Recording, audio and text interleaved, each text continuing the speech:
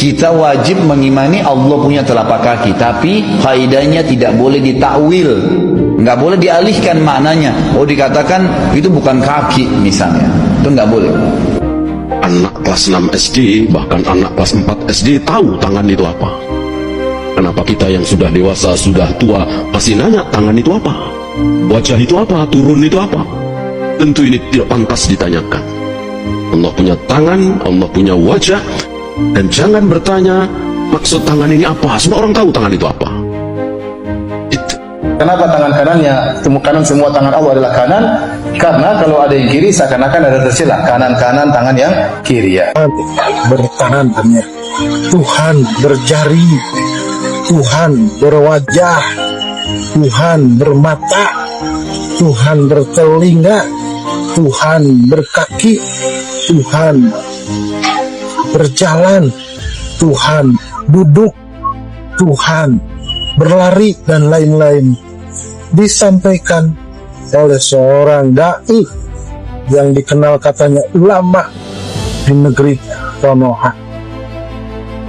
Katanya Tuhan bertangan, berjari, bermata, bertelinga, dan lain-lain. Umpamanya misalkan ada seseorang yang tampilannya pakai baju gamis putih bersih, sorban putih bersih karena baru beli dari pay letter unboxing hingga dia pakai bersih. Kemudian dia bilang Tuhan bertangan, Tuhan berjari, Tuhan bertelinga, Tuhan berhidung, Tuhan bermata, dan katanya semua itu bukan majas, tapi itu bentuk yang hakiki. Nah, anggaplah bahwa ini sebuah ujian keyakinan, ujian keimanan bagi umat muslim.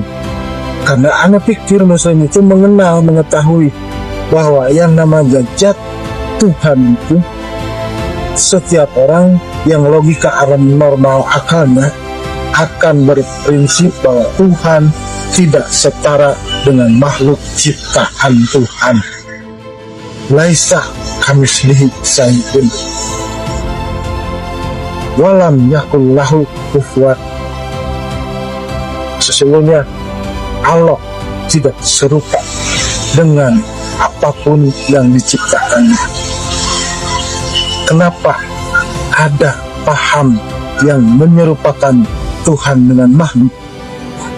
Jika yang menyampaikannya non-muslim, Nasrani misalnya, maka normal Nasrani menyampaikan Tuhan bermata, berhidung, berjari, berwajah, dan lain-lain. Karena di dalam kitab yang dipedomaninya memang tertulis seperti itu. Tuhan menciptakan manusia menurut rupa kita. Itu tertulis di dalam kitab non-muslim Nasrani. Oh, Yahudi, saya pikir Yahudi kenapa sampai membunuh Isa, karena Yahudi menolak kepercayaan bahwa Tuhan berjasmani. Kalau Nasrani itu meyakini Tuhan itu seperti makhluk. Nah, bagaimana jika yang menyampaikan umat muslim, yang setiap muslim secara logika normal dia meyakini bahwa Tuhan itu tidak serupa dengan apa yang diciptakan. Langit, bumi, gunung, matahari, bulan, air, api, manusia, hewan, dan tumbuhan dan lain-lain. Tidak ada satupun makhluk yang setara dengan Tuhan. Kenapa ada pemahaman yang menyetarakan Tuhan dengan makhluk? Ini sebetulnya dampak dari pemahaman tekstual. Melihat tulisan seperti itu, dipercayai seperti itu, yakin seperti itu. Contoh misalkan ada perumpamaan, kita melihat sebuah tulisan, lowongan kerja. di lulusan SMU sederajat, gaji 20 juta per bulan di Kamboja. Nah, kita yang lagi nganggur, yang lagi butuh duit, yang lagi banyak masalah, melihat tulisan lowongan kerja di Kamboja gaji 20 juta, langsung berangkat. Karena tulisannya seperti ini. Pas datang ke Kamboja, ternyata organ-organ tubuh orang-orang yang melamar sedang dijual oleh orang Kamboja. Jual ginjal, jual mata, jual jantung, dan lain-lain. Nah, maka kenapa dia bisa tertipu? Itu karena tertipu dipahami tulisan secara tekstualnya saja. Tidak bertanya apakah ini benar, apakah ini salah, apakah ini akurat atau tidak.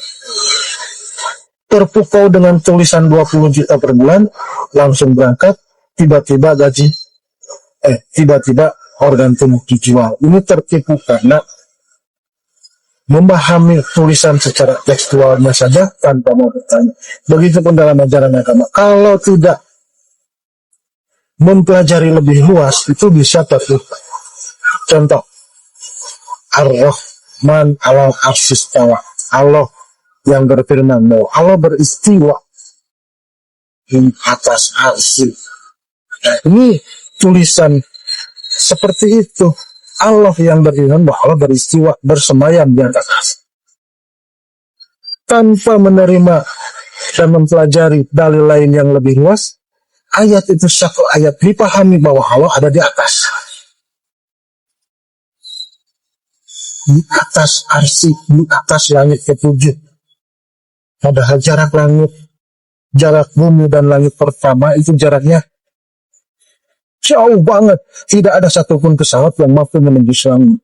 Itu baru langit pertama. Apalagi langit ketujuh, apalagi di atas arsy. Jauh sekali. Sesungguhnya pemahaman ini pemahaman yang berhayal tentang sosok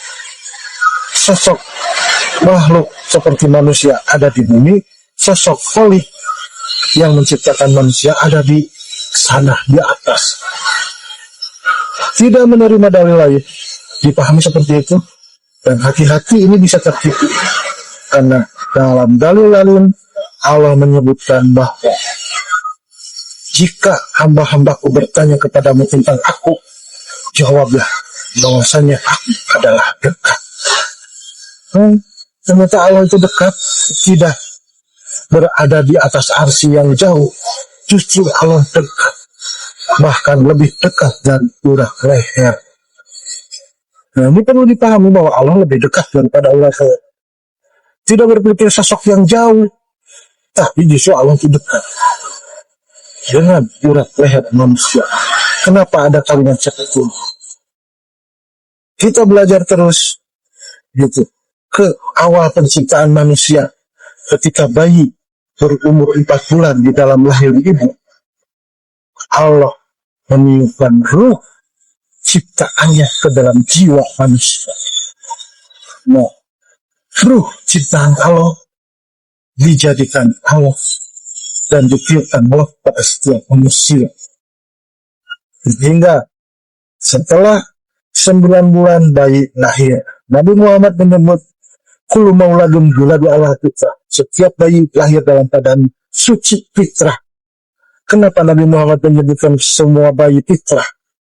Walaupun bayi itu lahir di orang muslim, non-muslim ataupun lainnya, bahkan bayi orang yang lahir anak haram misalkan, anak jadah misalkan. Namun Nabi menyebutkan itu semua bayi dalam keadaan fitrah. Itu urusan orang tuanya, bukan bayi. Kenapa bayi disebut fitrah? Karena ketika bayi berusia 4 bulan dalam kandungan, Allah tiupkan ruh kepada jiwa manusia. Maka ketika lahir, bayi disebut fitrah suci. Dia sudah terkena. Namun, tidak dibiarkan Allah tes dalam kehidupan dengan input-input yang didapat dari lingkungan dan ortunya, dari sekolahnya, dari tradisinya, dari medsos dan lain-lain, tanpa sadar input-input yang datang dijadikan prinsip. Dan itu semua input bukan datang dari kebenaran yang datang dari Allah dan dari Rasul. Maka perlu kita belajar memahami tentang kebenaran dari Allah dan dari Rasul. Kita terbiasa mendengar istilah ketika ada orang yang mati, kita menyebut inna lillahi wa inna ilaihi raji'un. Segala sesuatu berasal dari Allah dan segala sesuatu kembali pada Allah. Asal dari Allah, kembali pada Allah. Apa yang asal dari Allah dan apa yang kembali dari Allah? Apakah yang berasal dari Allah itu tangannya, matanya, wajahnya, fisik manusianya, atau apa? Itu kan sudah bisa kita kenali bahwa yang kembali pada Allah, yang berasal dari Allah itu ruh ciptaan Allah, dan yang kembali kepada Allah adalah ruh yang diciptakan Allah. Ruh yang diciptakan Allah ditiupkan kepada manusia, dan ruh itu pula yang kembali pada Allah. Dan maka kita perlu berhati-hati, perlu terus belajar untuk kembali pada fitrah, meyakini bahwa kebenaran itu hanya datang dari Allah dan dari Rasulnya saja. Maka Nabi Muhammad SAW bersabda, aku tinggalkan kepada kalian, aku wasiatkan kepada kalian dua perkara. Niscaya kalian tidak akan tersesat selama-lamanya selama kalian berpegang teguh pada Kitabullah wa sunnatur Rasul, Al-Quran dan sunnah Rasul. Begitulah patokannya untuk teguh meyakini bahwa kita mengikuti apa yang datang dari Allah dan dari Rasul. Wallahu a'lam bishawab. Wassalamualaikum.